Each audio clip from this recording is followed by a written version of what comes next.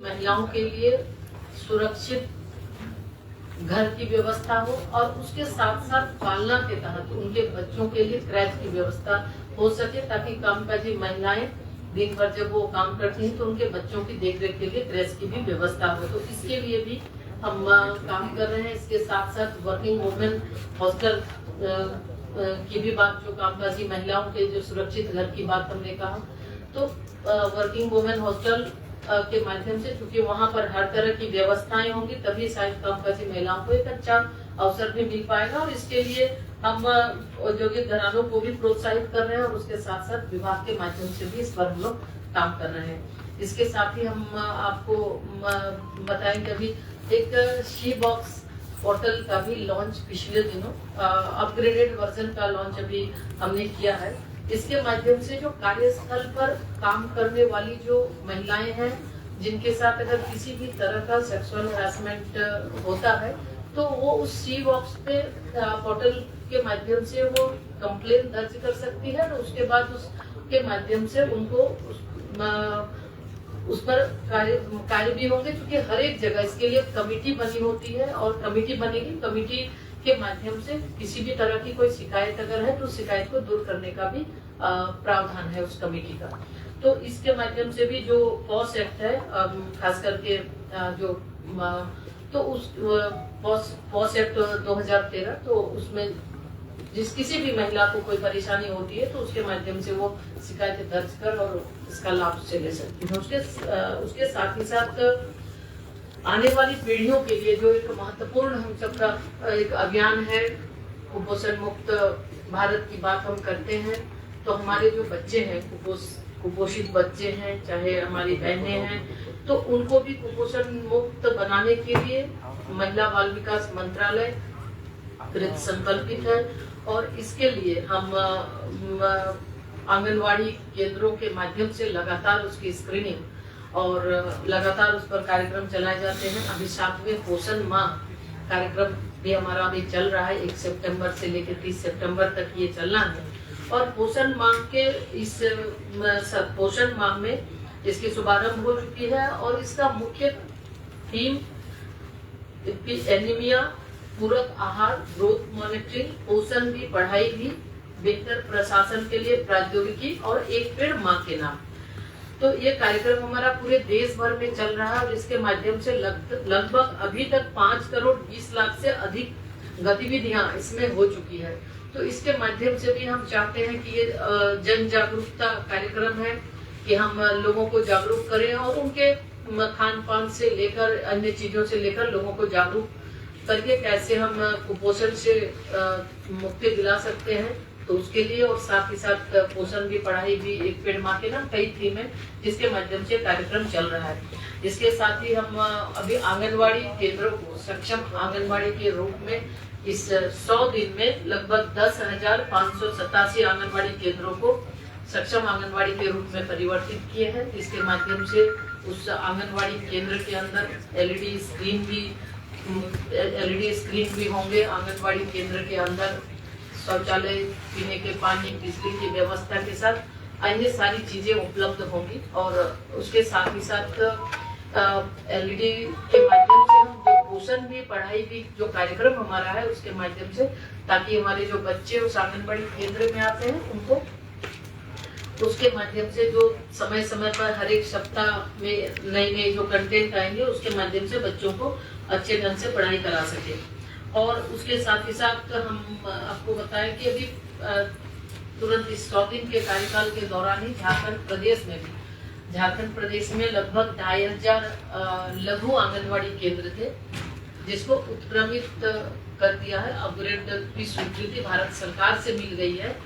और उसके साथ ही साथ लगभग 68,050 आंगनवाड़ी केंद्र है जो सक्षम आंगनवाड़ी बनाने के लिए भी इसकी भी स्वीकृति भारत सरकार से मिल गई है। लेकिन मुझे अफसोस है कि अभी राज्य सरकार के द्वारा इस पर अभी कोई काम शुरुआत के लिए कोई ठोस पहल अभी नहीं की गई है। न ही जो अपग्रेडेड आंगनवाड़ी केंद्र है उसके लिए कोई काम पहल शुरू हुई है, न ही सक्षम आंगनवाड़ी के लिए। और इसके साथ ही लगभग 1024 आंगनबाड़ी सब क्रैच की भी स्वीकृति झारखंड प्रदेश को दी गई है, इसकी भी शुरुआत अभी नहीं की गई है। और इसके साथ साथ प्रदेश के अंदर तो कई ऐसे पद हैं जो कि CDPO अन्य बहुत सारे खाली भी पड़े हुए हैं, जिसके वजह से भी कहीं न कहीं हम लोगों को विभाग के जो कार्यक्रम चलाए जा रहे हैं उसमें कहीं न कहीं परेशानी हो रही है।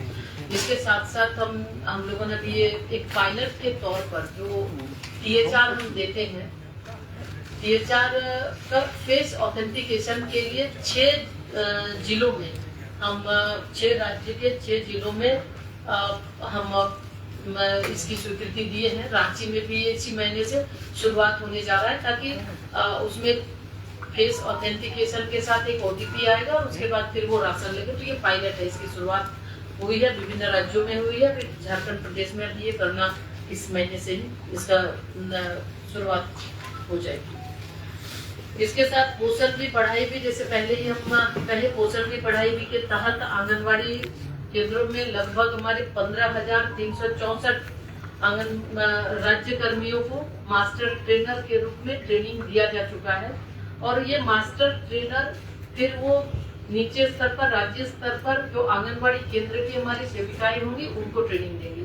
तो इसमें लगभग इस ट्रेनर जो हम ट्रेनिंग दिए हैं 15,364, उसमें 3,44,192 बच्चों को ये कवर करते हैं। और इसके साथ फिर 10,756 आंगनवाड़ी कार्यकर्ताओं को भी हम ट्रेनिंग अभी हमको देना है। इसके लिए इसको ट्रेनिंग दिया जा चुका है, जो हमारा पोषण भी पढ़ाई भी जो कार्यक्रम है उसके लिए, क्योंकि प्रारंभिक बाल्यावस्था देखभाल के लिए इन्हें ट्रेनिंग दिया गया। और समय समय पर ये हम लोग प्रयास करते हैं कि उनको प्रशिक्षित कर, मास्टर ट्रेनर को भारत सरकार प्रशिक्षित करती है और उसके बाद नीचे स्तर पर राज्य सरकार अन्य आंगनवाड़ी कार्यकर्ताओं को भी ट्रेनिंग कराती है। और इसी तरह से देखें तो अभी देश भर में लगभग हमारे 13,95,000 आंगनवाड़ी केंद्र संचालित है। और उसमें सभी आंगनवाड़ी कार्यकर्ता और सहायिकाओं को भी, जो आंगनवाड़ी वर्कर हैं, सभी को आयुष्मान भारत से जोड़ने का भी निर्णय अभी पिछले कैबिनेट में माननीय प्रधानमंत्री जी के नेतृत्व में हुआ है, ताकि अन्य सुविधाओं के साथ साथ स्वास्थ्य संबंधी सुविधाओं का भी लाभ आंगनवाड़ी केंद्र की हमारी सेविका और सहायिका दोनों को मिल सके, इसका भी प्रावधान किया गया है। इसके लिए भी हम कार्यक्रम मुफ्त ये कार्यक्रम हम शुरू कर रहे हैं, उनका अब रजिस्ट्रेशन वगैरह का भी कार्यक्रम होगा। तो इस तरह से अगर हम देखें तो लगभग 100 दिनों में 15 लाख करोड़ रुपए की परियोजना का शुभारंभ मोदी 3.0 की प्राथमिकता और कार्य करने की गति की एक झलक है।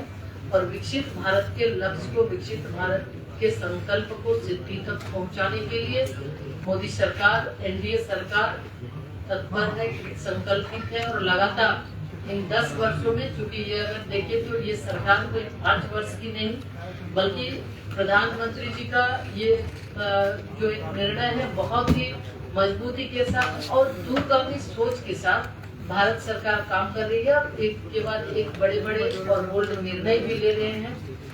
और निश्चित रूप से आने वाला समय जो संकल्प है विकसित भारत का, तो इस विकसित भारत के लक्ष्य को हम सिद्धि तक पहुंचाने में अहम भूमिका रहेगी। और आने वाले समय में और भारत सरकार के माध्यम से बड़े निर्णय भी होंगे। और जो भी हमारे जो योजनाएं जो स्वीकृत की जा रही है, उस योजना के लाभुकों तक लाभ पहुंच सके, इसके लिए निरंतर मॉनिटरिंग भी किए जा रहे हैं। और उन तक लाभ पहुंचाने के लिए भारत सरकार समय समय पर कार्यक्रम बनाकर, भारत सरकार के मंत्री भी विभिन्न जिलों में, चाहे वो आकांक्षी जिला हो, आकांक्षी ब्लॉक हो, वैसे जगहों पर भी जाकर योजना के बारे में हम जानकारी लेते हैं। उस योजना का लाभ लोगों तक मिल रहा है, नहीं मिल रहा है, इसके बारे में भी हम उनसे सीधा संवाद कर, जहां कहीं भी लोगों को कठिनाई आती है, उस कठिनाई को दूर करने का भी प्रयास करते हैं। तो ये मोदी सरकार के 100 दिन के 3.0 जो ये मोदी सरकार का कार्यक्रम है, उसके बारे में आप लोगों को जानकारी दी। तो आप सबको फिर से हम बहुत बहुत आप सबके प्रति आभार व्यक्त करते हैं। और उसके साथ ही एक महत्वपूर्ण निर्णय भी हुआ पिछले दिनों, जो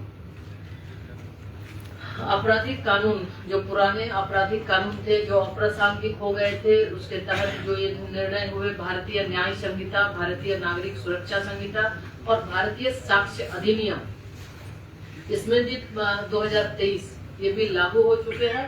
और इसमें भी जो महिलाओं और बच्चों से संबंधित किस्में हैं, उसके लिए भारत सरकार महिला बाल विकास मंत्रालय की ओर से भी हम अपने विभाग के सभी एक वेबिनार के माध्यम से कई स्तर पर ट्रेनिंग भी हुए हैं, उनको हर चीजों की जानकारी भी हम दिए हैं, ताकि आने वाले समय में जब इसके माध्यम से जो अपराध है उसका जो कठोर से कठोरतम सजा है उस पर हम मैम 2 सवाल हैं।